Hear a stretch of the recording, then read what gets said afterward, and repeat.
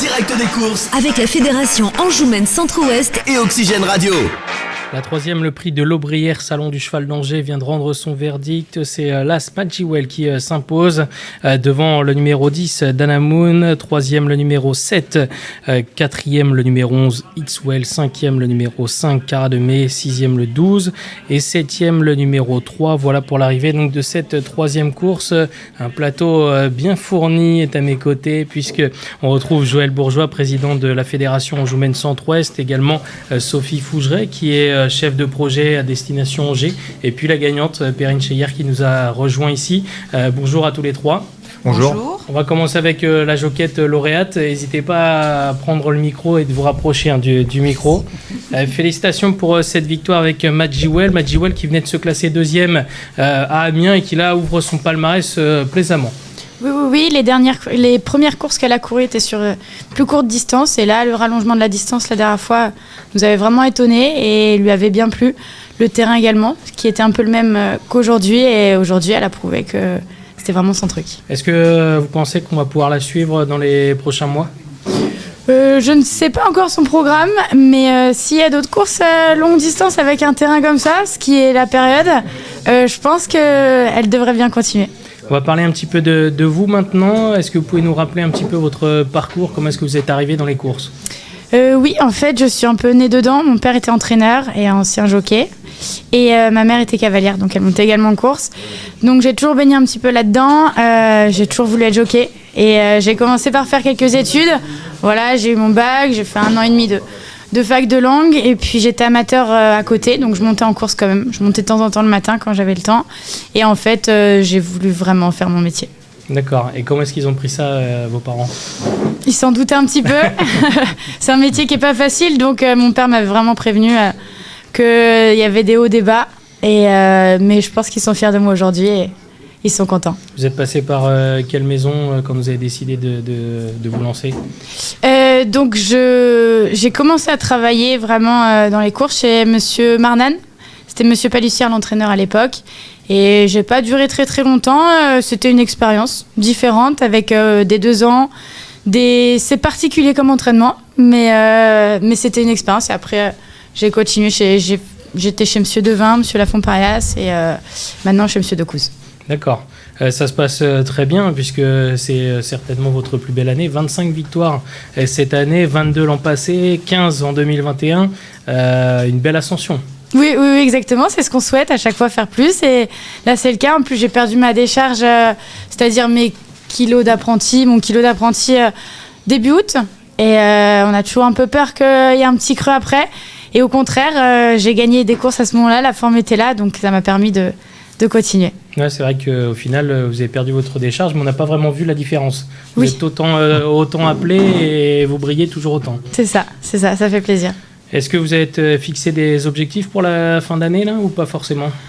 Atteindre des 30, ce serait vraiment beau. Maintenant, voilà, on va essayer de continuer avec les clients qui sont fidèles, et puis essayer de faire le maximum. Comment est-ce que vous voyez les choses là depuis quelques temps maintenant pour les femmes dans les courses ? Ça se passe, on en voit de plus en plus briller. Oui, c'est ça fait plaisir, parce que depuis le temps, les femmes ont de plus en plus leur place dans le métier, grâce à les décharges aussi qui a aidé à faire monter les femmes. Mais au final, on voit comme Marie Vélon des femmes qui gagnent des groupes où il n'y a pas de kilos de décharge aujourd'hui, et donc c'est sympa. C'est un modèle, ou est-ce que vous avez des modèles d'ailleurs ? Marie, c'est magnifique ce qu'elle fait, et je souhaite faire la même chose un jour. Après, nos modèles, c'est plus aussi quelqu'un comme Delphine Santiago qui est encore là, et celle qu'on a vue quand on a grandi aussi, Marie-Line Néon, qui est depuis longtemps et qui a un super parcours aussi. Voilà, il y en a plusieurs comme ça. Merci Perrine d'être passée nous voir. Je vous laisse continuer, c'est pas terminé pour vous. Merci à vous. Et puis on va désormais parler un petit peu de l'événement qui se profile 10, 11, 12 novembre, puisque ce sont les dates du Salon du Cheval à Angers. On va parler ensemble du Salon du Cheval. Est-ce que vous pouvez nous présenter déjà un petit peu le Salon du Cheval, son histoire de façon générale ?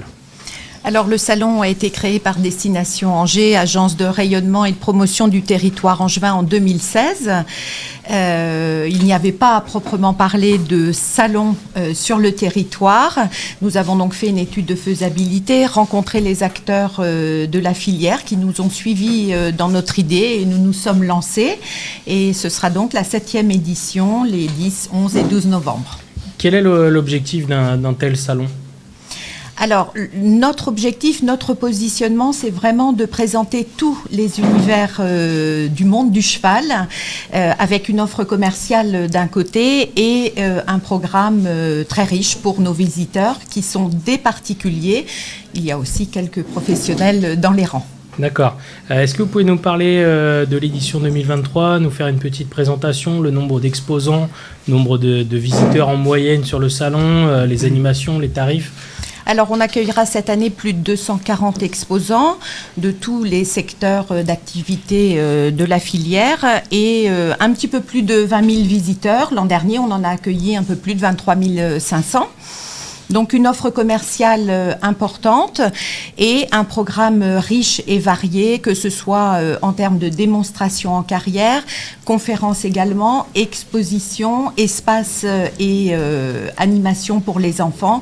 C'est très varié et on a à cœur de présenter tous les univers du monde du cheval. Et notamment l'univers du monde des courses. Donc la fédération est présente en effet, Monsieur Bourgeois, sur le salon. Oui, bien sûr. Je dirais que c'est assez récent sa présence, mais on a reconnu depuis 7 ans maintenant le fort développement du salon et le grand intérêt porté par tout le monde du cheval, si je puis dire, à ce salon du cheval d'Angers. Et en tant qu'un peu financière à travers le PMU, on a considéré qu'il fallait qu'on accompagne ce salon, voire plus, qu'on l'aide à se développer. Et je crois que c'est en grande partie réussi, parce que là, on a pendant 3 jours vraiment tout l'univers du cheval qu'on peut apprécier et découvrir. Parlez-nous un petit peu du stand de la Fédé. Comment ça se passe ? Alors, le stand de la fédération régionale Anjoumaine, mais aussi de la fédération nationale. Je tiens à le préciser parce que la fédération nationale des courses hippiques, donc la France, a accompagné le salon du cheval d'Angers très fortement. Alors, on y aura tout ce qui fait le monde des courses, tout ce qui aide à découvrir le monde des courses. Je pense à une voiture suiveuse, à des stalles de départ. Les gens voient les stalles de départ à la télévision, mais ne se rendent pas compte comment ça fonctionne. Une voiture de commissaire de course qui était un petit peu une usine à gaz, si je puis dire, puisqu'il y a plein de choses dans cette voiture. Et puis, quoi d'autre encore, des films sur les commissaires. Vous aurez la voiture, l'autostart, c'est-à-dire la voiture qui donne les départs, qui ouvre ses ailes. Enfin, il y aura, et la présence aussi de nombreuses associations, en particulier une association qui me va droit au cœur, c'est ces associations de reconversion des chevaux, qu'ils soient de course d'ailleurs ou d'ailleurs, mais qui est une association importante et qui a 2 représentantes, je crois, au Salon du Cheval. J'ai plus leur nom en tête. Passerelle et Au-delà des pistes. Merci beaucoup. Passerelle et Au-delà des pistes. Donc, je crois que dans ce salon du cheval, on découvre tout le cheval, du petit poney pour les petits enfants, jusqu'au cheval de course pour les grands. Enfin, c'est merveilleux. D'accord. Je voulais également revenir sur le lien avec l'hippodrome de Durtal-Léréry, puisque on vient de courir justement le prix Salon du Cheval d'Angers. Alors parlez-nous un petit peu de cette relation. Alors en fait, le Salon du Cheval est partenaire de la Fédération régionale des courses, qui nous offre une très belle visibilité sur les hippodromes de la région. À l'occasion des courses qui précèdent la manifestation. L'hippodrome de Durtal en fait partie et je tenais à les remercier l'un et l'autre. Je voulais terminer sur une petite question. On voit beaucoup de salons du cheval en France. Comment ça se passe ? Est-ce que vous avez des liens entre vous, des relations ? Comment est-ce que ça se déroule ? Alors, on se visite, je dirais, mais ça se passe plutôt bien. Chacun a trouvé sa place dans le paysage national, avec des positionnements, des propositions pour les visiteurs qui sont différentes. Donc, j'ai envie de dire, tout va bien. Donc là, rendez-vous, je l'ai dit, le 10, 11 et 12 novembre. Tout à fait, au Parc des Expositions d'Angers. Très bien. Avec une magnifique soirée le samedi, les étoiles équestres. Les étoiles équestres, Rappelons-le, effectivement, c'est magnifique. D'accord. clôturées par l'artiste équestre international Lorenzo. D'accord. Voilà. Bon, merci. On a Merci pris à note. vous. Et merci à notre hippodrome de Durtal de nous avoir accueillis ce jour. Merci. Merci. Et voilà, on prend note, vous l'avez compris, 10, 11, 12 novembre, direction le Salon du Cheval à Angers. Donc voilà pour le Salon du Cheval. Merci à tous les deux d'être passés. On se retrouvera juste après la prochaine course, la 4e. Merci. Vous le voyez, les chevaux sont déjà derrière les stalles.